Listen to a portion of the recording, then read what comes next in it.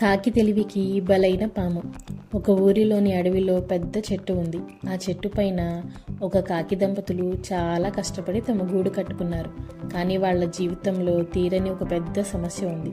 ప్రతిసారి కాకి గుడ్లు పెడుతుంది, కానీ ఆ గుడ్లు పొదగక ముందే చెట్టు కింద నివసించే ఒక క్రూరమైన పాము వచ్చి అన్ని గుడ్లను తినేస్తుంది. కాకి భార్య ఏడుస్తూ, ఇక నేను భరించలేను, మనకిక పిల్లల్ని చూసుకునే భాగ్యం లేదా అని బాధపడింది. తన భార్య బాధ చూడలేని కాకి భర్త, చూడు, ఆ పాముతో నేరుగా పోరాడడం మన వల్ల కాదు, కానీ తెలివితో దాన్ని ఓడించగలం. నేను ఒక పని చేస్తాను అని అన్నాడు.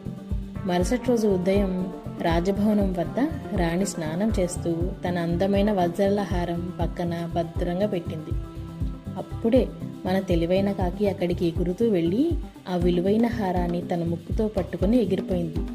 అయ్యో దొంగ, ఆ కాకిని పట్టుకోండి అని రక్షకులు అరిచారు.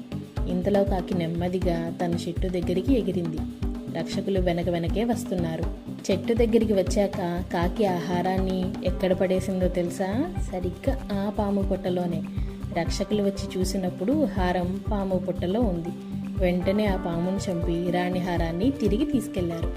ఆ రోజు నుంచి కాకి దంపతులు ప్రశాంతంగా, సంతోషంగా తమ గూడులో నివసించారు. వాళ్ళ పిల్లలను సురక్షితంగా పెంచుకున్నారు.